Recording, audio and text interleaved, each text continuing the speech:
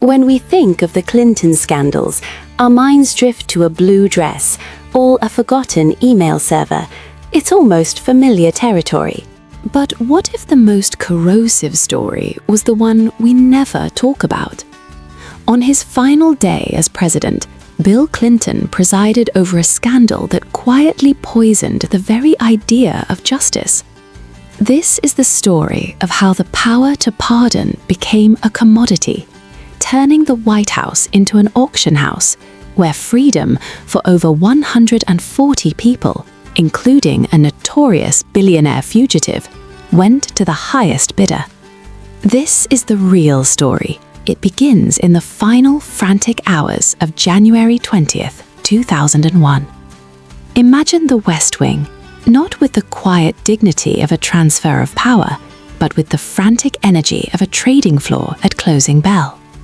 Phones are ringing off the hook, stacks of paper materialize, with names misspelled and files missing, all part of a flurry of last-minute deals.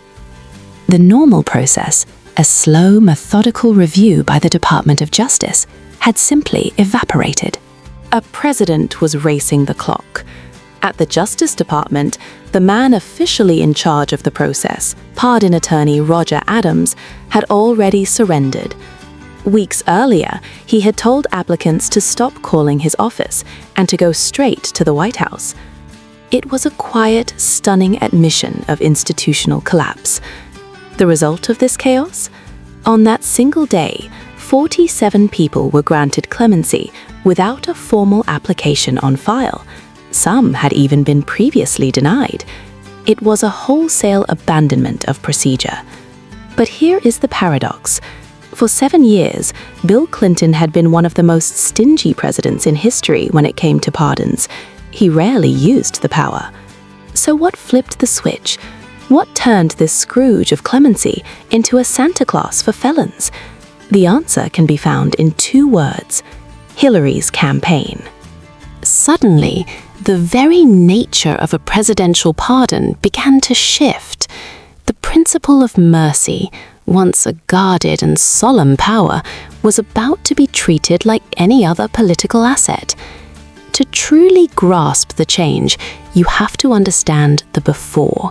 For the first 6 years of his presidency, Bill Clinton was famously, almost stubbornly, stingy with pardons. He granted fewer acts of clemency than almost any modern president before him. The process was slow, formal, and for the most part, it followed the long-established path through the Justice Department. It was a power he seemed reluctant to use. But in 1999, something unlocked. The floodgates began to creak open. The catalyst? Hillary Clinton's ambitious campaign for the New York Senate. This is the moment where the story turns. A new, unspoken calculus emerged in the West Wing. How could the president's most unique power serve this new political goal? Mercy was about to become currency. The first clear and frankly shocking evidence of this new strategy was the offer of clemency to 16 members of the FALN. This wasn't a minor affair. This was a violent nationalist group responsible for over 130 bombings in the United States, acts that maimed and killed. The FBI was aghast. The Bureau of Prisons was staunchly opposed. But an internal White House memo laid bare the chilling logic. It spoke of the positive impact among strategic Puerto Rican communities in New York. It wasn't about justice or remorse or rehabilitation. It was about winning an election. The pardon power was now a campaign tool. With that line crossed, the smaller, more personal favors started to flow, almost as if to normalize the practice. His former Whitewater business partner, Susan McDougal, who had gone to jail for refusing to testify against the Clintons, received a pardon. His own half-brother, Roger Clinton, who had been convicted on a cocaine charge years earlier, was quietly given a clean slate. Even Patricia Hearst Shaw, the infamous heiress turned bank robber from the 70s, whose case was a distant media memory, received a pardon. Each one was a signal. a message that the old rules no longer applied. But pardoning your brother and a business partner is one thing. That's classic small-time political cronyism. In the grand scheme of things, those were just the warm-up acts, the appetizers before the main course. What came next wasn't about covering for friends or courting a voting bloc. It was about something far more raw and transactional. It was about cold, hard cash, and it involved a fugitive billionaire on the FBI's most wanted list. That billionaire's name was Mark Rich, a financier who fled the United States to escape a 65-count indictment for what was, at the time, the single largest tax fraud case in American history. He wasn't just a tax evader.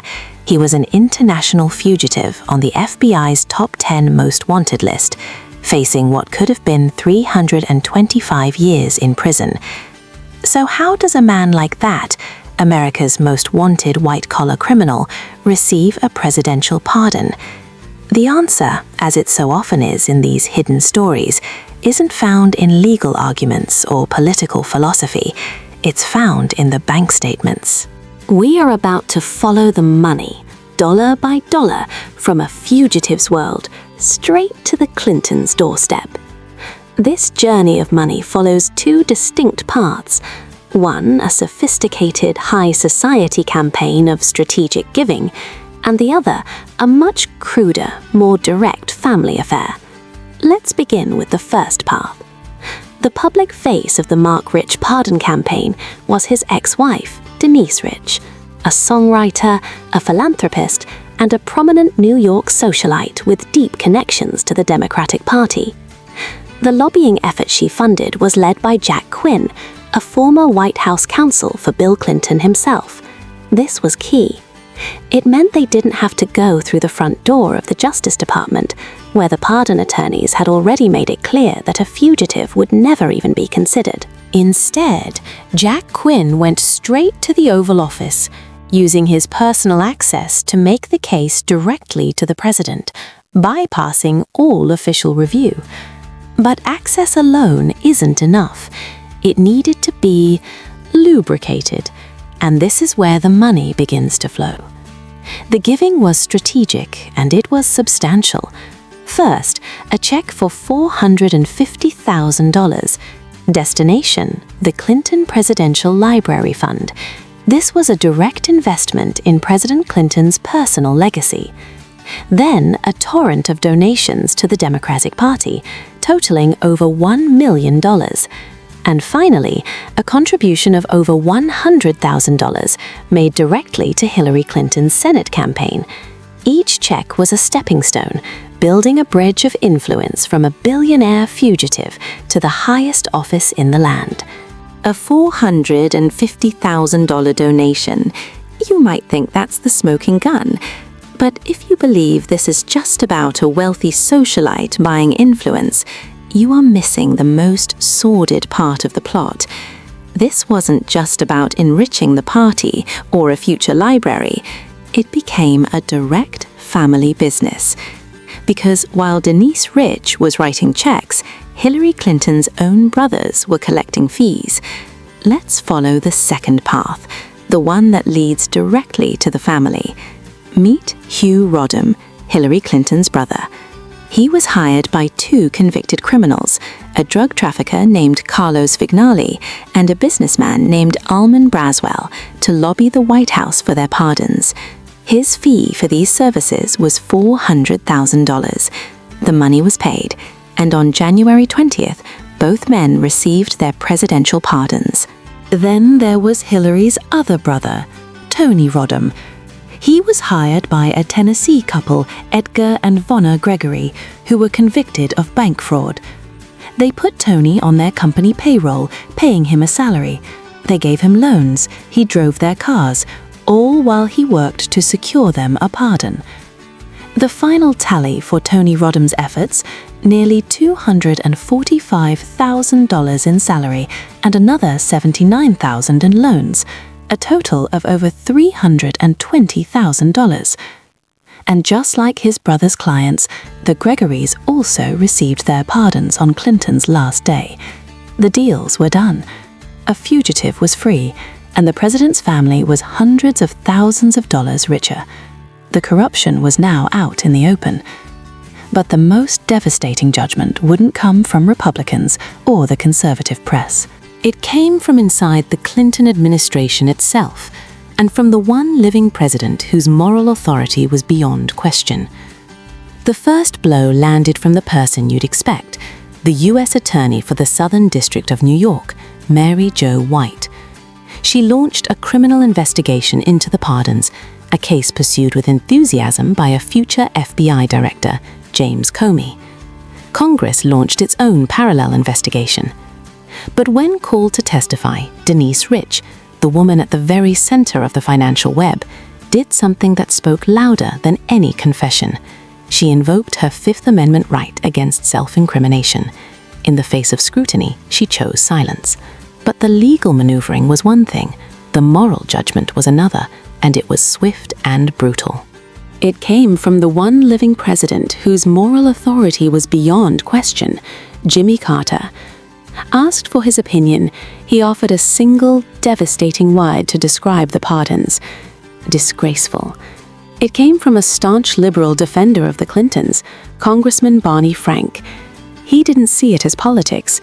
He felt it as a personal wound. He called it a real betrayal, contemptuous. And then, perhaps most damning of all, came the testimony from the people running the White House itself. His own chief of staff, John Podesta, his White House counsel, Beth Nolan, and his deputy counsel, Bruce Lindsay. One by one, under oath, they confirmed that they had all advised President Clinton against the rich pardon. They had seen the danger. They had warned him. He just didn't listen. The federal investigations eventually closed, with no indictments filed. But the damage was done. It was irreversible. This wasn't just about one chaotic day or one tarnished legacy. This was about the permanent poisoning of a sacred constitutional power. It created the pay-for-play blueprint, the template of access and influence that would follow the Clinton name for the next 2 decades. And when you look at the final bill for this pay-for-play blue-bluke, the numbers are stark. All told, over $1.7 million flowed from these pardon recipients into Clinton-affiliated causes and family pockets. Constitutional mercy had been perverted into a final, frantic presidential shopping spree. The fallout was immediate and lasting. The word pardon itself became politically toxic. Future presidents, wary of the precedent, became intensely cautious with their own clemency powers. Even Bill Clinton himself would later admit the whole affair was, in his own words, terrible politics. But the damage wasn't just political. It was a deep crack in the public's trust, cementing a perception of a system where justice could be bought, and power was simply a commodity. And this brings us to the most difficult question of all, a question that historians still debate. When you look back at the Clinton years, their policies, their achievements, their other scandals, where does this story fit? Is this cash for clemency scandal the defining feature of their legacy? Or is it just one chapter in a much more complicated book? I would genuinely love to read your thoughts on this in the comments below. It's a conversation worth having. And if you, like me, believe that understanding these hidden chapters is crucial to understanding our world today, please consider liking this video and subscribing for more stories from the corridors of power.